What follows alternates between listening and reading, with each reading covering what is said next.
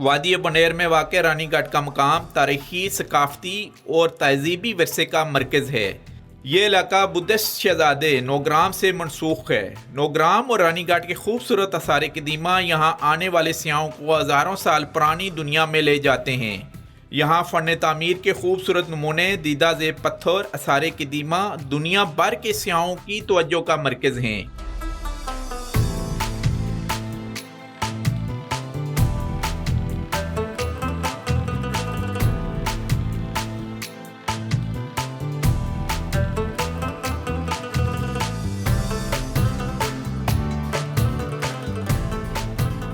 अच्छा शायद साहब बताइएगा, ये रॉक्स के बारे में कोई रिसर्च किया पड़ा आपने कहीं? ये चट्टानें तो रिसर्च अच्छा जी जी जो माहिरीनी तहकीक है और मुबस्सिरीन है, हाँ ये इन्होंने इसका जिक्र किया है मुख्तलिफ किताबों में। हाँ तो हमारे जो कदीम हाँ जी जी कदीम जो हमारे आसारी कदीमा पेशावर का जो है रिसर्च बता रहा है कि ये हज़ारों साल पहले के खंडरात हैं और हज़ारों साल पहले इधर समंदर था। इन रास की जो केमिस्ट्री और हैत है ये बता रही है कि ये किसी ज़माने में समंदर था, क्योंकि आजकल भी समंदरों में जंगल भी हैं, बिल्कुल बिल्कुल पहाड़ भी हैं, रॉक्स भी हैं और मुख्तलिफ से मिलते जुलते हैं।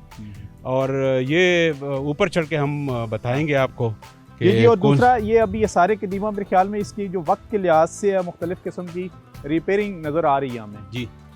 तो ये जो रिपेयर है, ग्रिल है और सीढ़ियाँ बनी हुई है तकरीबन 500-600 की तादाद में, ये जापान वालों की ताउन से पाकिस्तान ने बनाए हैं, उनके कोऑर्डिनेशन के साथ पाकिस्तान और जापान के। और सबसे पहले इधर जो है सबसे ज़्यादा काम पहले वो फ्रांस और इंग्लैंड के माहिरीन ने किया था। अच्छा फिर इसके बाद आर्कियोलॉजिकल सर्वे ऑफ इंडिया वो यहाँ आई और उन्होंने बहुत दिलचस्प चीज़ें बरामद की यहाँ से।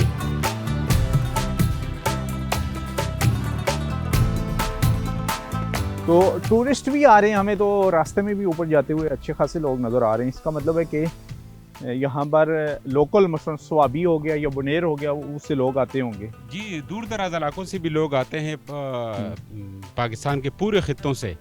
और चूँकि ये एक तारीख़ी, तहजीबी और सकाफती हमारा जो कल्चरल साइट है, अगरचे इसकी पहाड़ी रास्ता है, दुश्वार गुजार है, लेकिन फिर भी अगर एक बार कोई आ जाए तो बार बार आने को विंटर के मौसम के लिए ये बहुत ही बेस्ट है। जैसे अच्छा, आने का जो सकाफती लिहाज से बहुत अहमियत का ये हामिल है जो रानी घाट है। ऊपर चलते हैं और इंशाल्लाह इसकी तहजीब को भी डिस्कस करेंगे। वहाँ पर कुछ टूरिस्ट होंगे, उनसे भी बातचीत करेंगे आप हमारे साथ।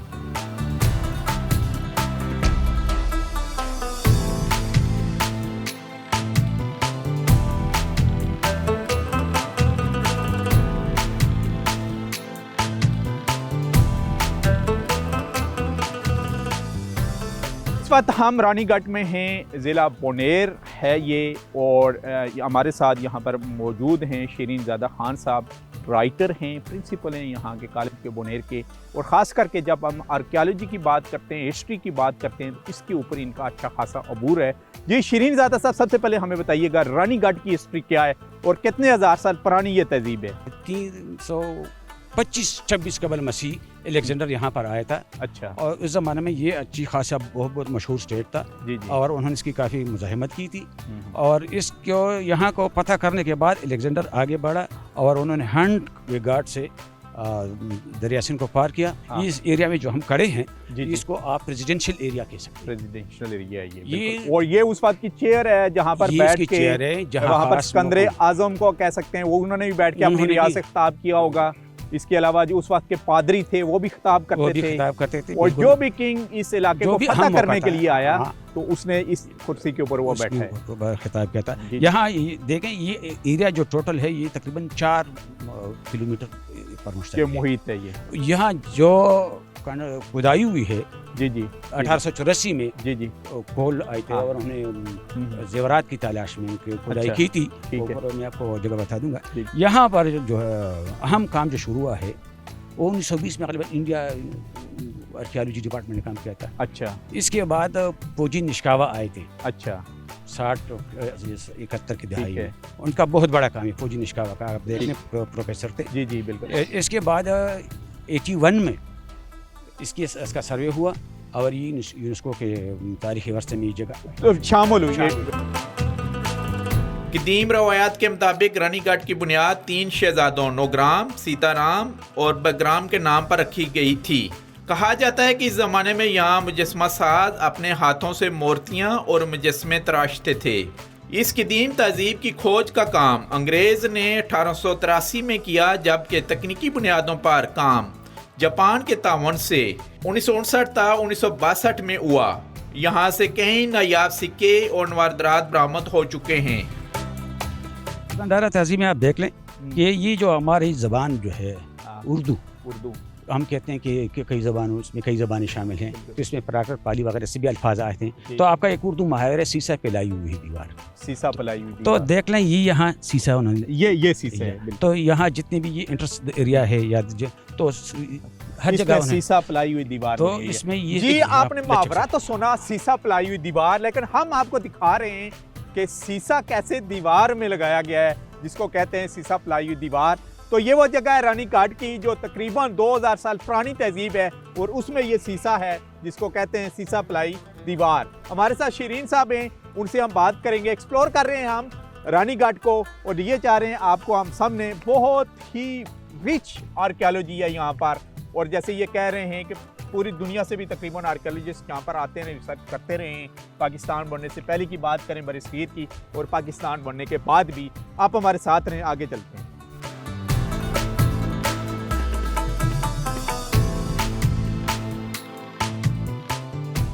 जी शीरीन साहब बताइएगा, ये तो पूरा मसलन पहाड़ काट के एक रूम बनाया गया है, इसके बारे में बताइएगा। ये क्या था? चट्टान जो है काट कर कमरा बनाया गया है, लेकिन ये एक नहीं, ये दूसरी तरफ इसके भी एक और कमरा भी है और साइड पर भी है। जी जी। अब ये उस ज़माने में इसके क्या इस्तेमाल था इसके बारे में तो मैं हम कथित तौर पर कुछ नहीं कह सकते। आप इसको चेक पोस्ट के लिए भी इस्तेमाल कर सकते हैं, क्योंकि अच्छा। इसकी दोनों साइडों से आप नशीब है, इसमें नशीब है। हाँ। और इसके लिए एक अहम बात यह है कि बुद्ध मत में शाम की इबादत का कोई तस्वर नहीं है, क्योंकि ये बुद्ध मत ने बनाए थे, बाद में यहाँ हिंदू राज हुआ।